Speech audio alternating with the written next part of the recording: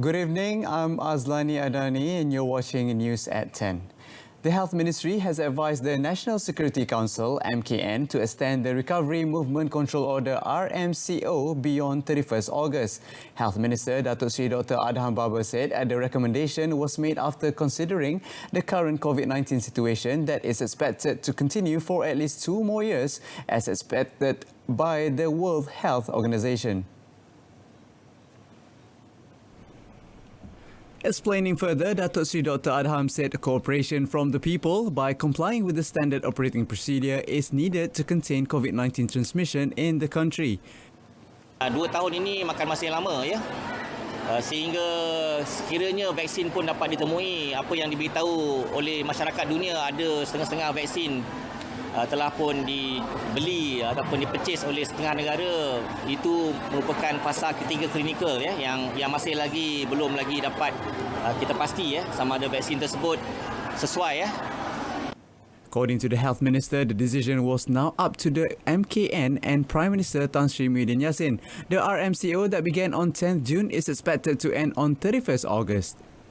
Meanwhile, Datuk Seri Dr. Adham also said that the ministry will continue conducting contact tracing by using MySejahtera application and customer record books to identify individuals that might be related to any COVID-19 clusters. Malaysia recorded 10 new cases of COVID-19 today, bringing the total number of cases to 9,267. Health Director General Tan Sri Dr. Noor Hisham Abdullah in a statement today explained that of the 10 new cases, 8 were imported while 2 were local transmission cases. Explaining further, Tan Sri Dr. Noor Hisham said that the 8 imported cases involved 3 Malaysians and 5 foreigners who recently returned from Japan, Indonesia, Maldives and Mexico. He said the 2 local transmissions involved Malaysians from the Tawa cluster in Kedah. He also reported that another 10 COVID-19 patients were discharged from hospital, bringing the total cumulative discharge cases to 8,959. He said the number of active cases in the country stands at 183, with 9 of them being treated in the intensive care unit ICU and 4 require the use of ventilators. The number of COVID-19 related deaths remains at 125, with no new death reported today. Senior Minister for Security Cluster Datuk Seri Ismail Sabri Yaakob said police arrested 135 individuals yesterday for various violations under the recovery phase of the Movement Control Order MCO. In a statement released today, the senior minister said among the MCO violations include failing to provide entry or exit or registration equipment, not wearing face masks, nightclub or pub activities, failure to observe quarantine order, activities that include large gatherings of people which complicate social distancing, and premises that operate beyond the permitted time. Out of 135 arrests, 12 were remanded. Meanwhile, Datuk Seri Ismail said the Compliance Operations Task Force led by the Inspector General Police has conducted 63,059 inspections to ensure that the necessary standard operating procedures are adhered to. Enforcement authorities also carried out inspections yesterday on 459 individuals undergoing their respective 14 days home quarantine. Under Ot Benteng, the authorities also arrested 5 foreigners for various immigration offences and carried out 62 roadblocks nationwide, with 28,272 vehicles inspected as part of their efforts to tighten the national border. From 24th July to 22nd August, 15,866 individuals have entered the country through its international entryway and have been placed in 67 hotels and 5 public training institutes. From those figures, 7,740 are still undergoing mandatory quarantine, while 43 others have been sent to hospital for further care. Stern action will be taken against those caught hoisting the national flag Jalur Gemilang upside down. Speaking to reporters after launching the Merdeka at Community program in Bagan Ajam, Pulau Pinang today, Deputy Minister in the Prime Minister's Department, Datuk Syabuddin Yahya, said such action could be considered as an act of treason and will not be treated lightly. Dengan itu, sememangnya kerajaan mempunyai dan sedang pun bertindak kepada pihak-pihak yang melakukan perbuatan-perbuatan tidak bermoral ini dan perbuatan-perbuatan yang saya sifatkan sebagai satu pengkhianatan kepada kedaulatan negara. Jadi kerajaan tidak akan membiarkan pengkhianat ini menyebarkan ideologi-ideologi mereka kerana menterbalikkan bendera Malaysia itu bukan hanya sekadar perbuatan tetapi ia berkait dengan satu ideologi yang mereka faham dan mereka cuba tegakkan. Earlier this month, Johor Police arrested 4 individuals for flying the Jalur Gemilang upside down. The case is investigated under Section 504 of the Penal Code, which carries 2 years prison term and fine or both if convicted. In a related development in Langkawi, Kedah, the police have arrested the owner of a seafood restaurant and the eatery's Bangladeshi employee in Kuah for flying the Kedah flag upside down. Langkawi Police Chief Superintendent Muhammad Iqbal Ibrahim said both suspects, aged 58 and 32, were detained at 6 p.m. yesterday. Superintendent Muhammad Iqbal said the police had received a tip-off from the public that an image of the Kedah flag being flown upside down at the restaurant was being shared on social media. He said investigations found that the owner of the restaurant had asked the Bangladeshi male employee to hoist the Kedah flag, but without realizing the flag had been flipped upside down. The case is being investigated under Section 504 of the Penal Code, Section 14 of the Minor Offences Act 1955 and Section 39B of the Immigration Act 1959-63. Superintendent Muhammad Iqbal also advised the rakyat to follow the guidelines when hoisting the national flag, Jalur Gemilang and state flags. The Malaysian Maritime Enforcement Agency, MMEA, foiled an attempt to smuggle 360 kilograms of ketum leaves in Kuala Perlis waters en route to a neighbouring country. Kuala Perlis MMEA Director Maritime Commander Muhammad Shafi'i Pahing said the seized goods worth about 3,600 ringgit. Maritime Commander Muhammad Shafi'i said the seizure was made when an MMEA patrol boat that was patrolling the area under Ops Benteng spotted a boat heading towards the border of a neighbouring country from Kuala Perlis estuary at about 3:15 p.m. yesterday. He said upon realising the presence of the patrol boat, the boat tried to flee but was successfully intercepted, adding that its skipper and a crew member jumped into the sea and fled to nearby land. Upon inspection, Commander Muhammad Shafi'i said MMEA seized 36 packages weighing 360 kilograms of ketum leaves in a vessel, as well as the fiberglass boat with an outboard engine, worth a total of 28,700 ringgit. The seized item and boat were taken to Kuala Perlis Maritime Zone for further action, and the case is being investigated under Section 30, Subsection 3 of the Poisons Act 1952.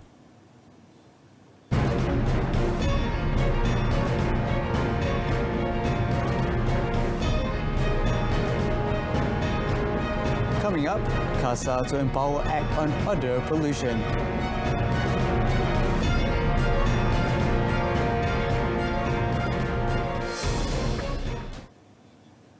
Prime Minister Tan Sri Muhyiddin Yassin today has been officially announced as the President of Parti Pribumi Bersatu Malaysia Bersatu, while Perak Menteri Besar Datuk Sri Ahmad Faizal Azumu as its Deputy President for the 2019-2022 term. In a statement, Party Election Committee Chairman Tan Sri Syed Hamid Alba said both Tan Sri Muhyiddin and Datuk Sri Ahmad Faizal were the sole candidates for their post, while the party chairman post was not contested by any individuals.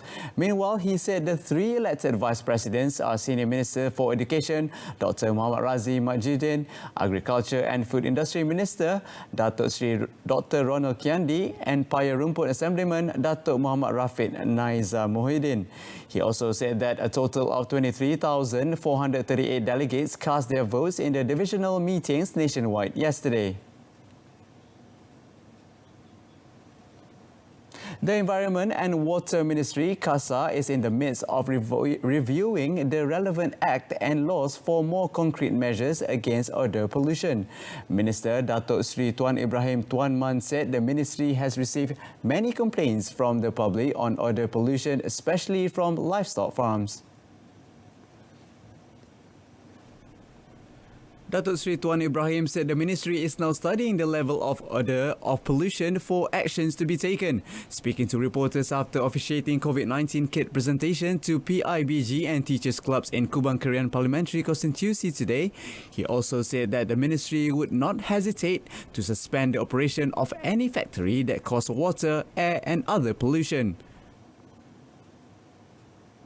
Kementerian sedang menyemak akta-akta yang ada, undang-undang yang ada untuk kita tingkat lagi hukuman dia dan cuma dalam tempoh yang ada ni kita membuat kuasakan apa yang boleh kita buat, termasuklah gantung operasi kilang-kilang.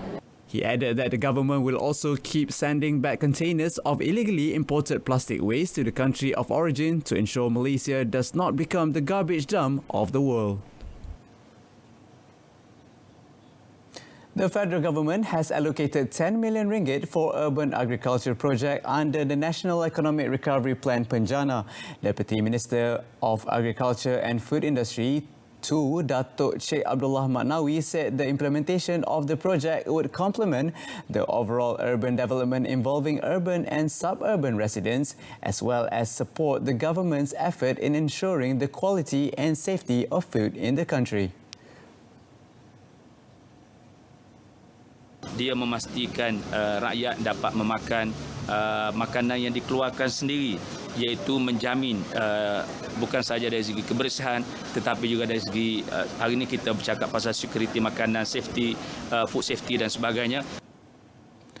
The Deputy Minister further noted that this concept of urban agriculture will enable people who do not have agricultural land to participate by using technology as well as recycled materials to produce food.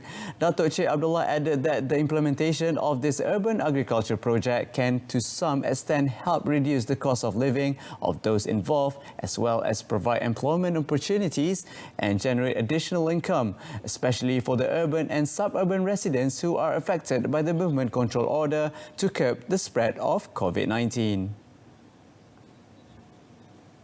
The Johor State Government today announced that global technology giant Microsoft is building a data centre in Kulai District. Its Menteri Besar Datuk Hasni Mohamad said the construction of the centre is now 40% complete and the development would be able to stimulate the economic sector and provide job opportunities in the state. Commenting further, Datuk Hasni said the construction of the data centre not only brings in specific investments, but it will also provide ample job opportunities. He said the advantage of developing the data centre will also attract Microsoft network companies to come to Johor to invest. At the same time, the Johor Menteri Besar said the state government had also received inquiries from a Japanese technology company which has shown interest to build a data centre in Johor. He is also hopeful the development of the data centre will be able to make Johor as a truly successful state that implements the digitalization initiative as a result of the spillover benefits from this project. The Ministry of Education today announced that they will introduce a centralised online student admission system for Form 1 and Form 4 students for Armed Forces College, vocational, technical and boarding schools for the year 2021. In a statement released today, MOE said that the new system will involve a centralised application and standard assessment system. Elaborating further through the statement, the Education Ministry said the application for admission for these schools are as follows: Form 1 and Form 4 for boarding and religious schools, Form 4 for secondary technical schools and Army College, as well as first year for vocational colleges. For Form 1, Form 4 and first year of vocational colleges, applications can be done from 7th September until 2nd October this year. Assessment for Form 1 will take place from 12th to 23rd October, while assessment for the rest will take place from 26th October to 6th November. All Form 1 and Form 4 applications can be made through the MOE website, while additional information will be made available on the MOE website from 1st September.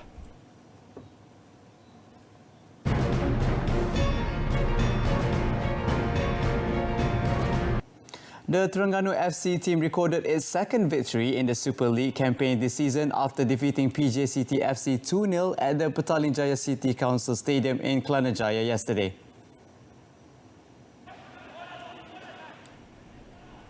In the match in Kelanajaya, import player from Mauritiana, Dominic Da Silva, put the Turtle squad in front in the 31st minute through a solo attempt from the middle of the field. The carelessness of the host defence was clearly taken full advantage of by Da Silva, who scored his second personal goal in the 73rd minute, thus confirming 3 valuable points for Terengganu FC.